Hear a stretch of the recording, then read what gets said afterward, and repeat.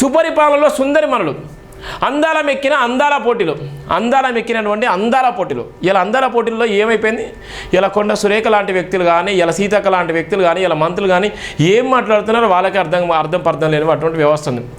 ఇలా ఉన్నటువంటి ప్రపంచ సుందరిమణుల విషయంలో ఆత్మగౌరవం కోసమే ఇవన్నీ చేసినప్పుడు మంత్రులు ఏ విధంగా మాట్లాడాలి? మంత్రుల దగ్గర ఓఎస్లు ఉంటారు, పిఏలు ఉంటారు, పిఆర్ఓలు ఉంటారు, పర్సనల్ సెక్రటరీలు ఉంటారు, ఉన్నటువంటి అధికారులు ఉంటారు, ఐఏఎస్లు ఉంటారు, వాళ్ళ చేతులు ఐపీఎస్లు ఉంటారు.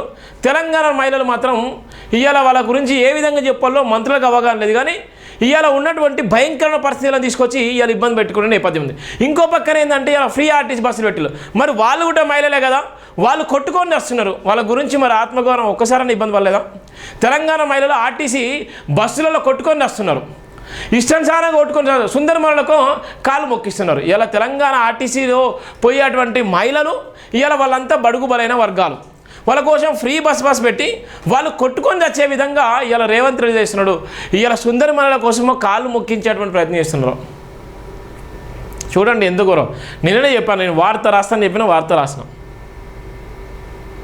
ఎంత భయంకరమైన పరిస్థితులు అంటే అంత భయంకర పరిస్థితి. ఇప్పటికైనా కళ్ళు తెరిచి ఆలోచించండి. కాంగ్రెస్ పార్టీని గెలిపించుకున్నాం, కాంగ్రెస్ పార్టీ కోసం నిజంగా అందరూ కష్టపడ్డారు, కాంగ్రెస్ పార్టీ కోసం నిజంగా అందరూ. బీఆర్ఎస్ గవర్నమెంట్ మూడోసారి అధికారంలోకి వస్తే ఇవాళ ఉన్నటువంటి కళ్ళు నెత్తికెక్కుతాయి, ఎమ్మెల్యేలకు మదం నెత్తికెక్కుతుంది, ఫామ్ హౌస్ కల్చర్ వస్తుంది.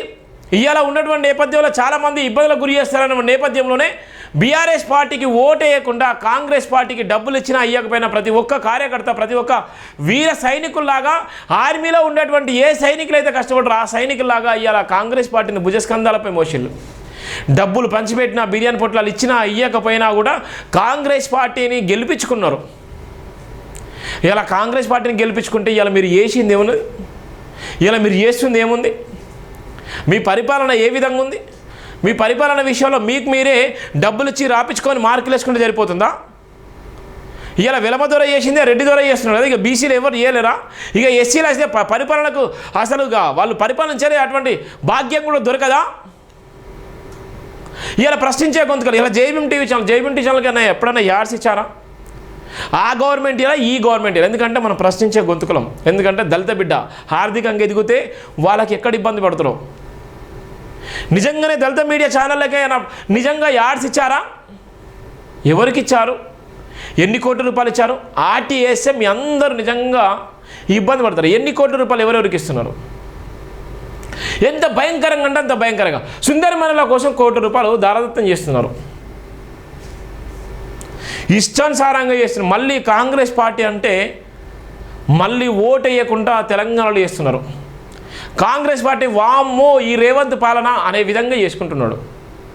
అది రాహుల్ గాంధీ మరి ఎందుకు అర్థమవుతలేదో రాహుల్ గాంధీ గారికి, ఎందుకు ఆయనకు అర్థమవుతలేదో, ఎందుకైనా ఫోకస్ చేయలేకపోతున్నాడో మరి, ఎందుకు ఇక్కడ ఉన్నటువంటి మంత్రులు కానీ ఇక్కడ ఉన్నటువంటి ఎమ్మెల్యేలు కానీ మూకుమ్మడిగా ఇష్టానుసారంగా దందాలు చేస్తుంటే, ఇవాళ ప్రజలను మోసం చేస్తుంటే, ప్రజా హామీలు నెరవేర్చాలన్నటువంటి దౌర్భాగ్యాల పరిస్థితులు ఉంటే, ఇలా ప్రజల అసహనానికి గురైపోతున్నటువంటి క్రమంలో ఇలా హైడ్రా పేరుతో రాష్ట్రాలు ఉన్నటువంటి అనేక మంది ఇబ్బందులు పడి ఇప్పుడు కూడా గూడు నీడ లేనటువంటి సందర్భాలు ఉన్న తర్వాత వాళ్ళకి ఇప్పుడు కూడా ఉపాధి లేదు. ఇవాళ ఒక పక్క నిరుద్యోగ సమస్యలు ఘోరంగా ఉన్నాయి. ఇవాళ 50,000 ఉద్యోగం వచ్చినాయి, 52,000 ఉద్యోగాలు వచ్చినాయి, 1 లక్ష ఉద్యోగం ఎక్కడ పోయినాయి నీ ఉద్యోగాలు? ఇవాళ స్కిల్ డెవలప్మెంట్ అన్నారు, ఇవాళ ఉన్నటువంటి ప్రపంచంలో ఇవ్వలేని పెట్టుబడులు మేము అన్ని తీసుకొచ్చినాం, ఎక్కడ పోయినాయి? ఊరికన్నా ఒక ఉద్యోగం వచ్చిందా? ఒక ఊరిలో ఒక్కొక్కరికన్నా ఒక్కొక్క ఉద్యోగం వచ్చిందా? ఎంతమందికి వచ్చింది?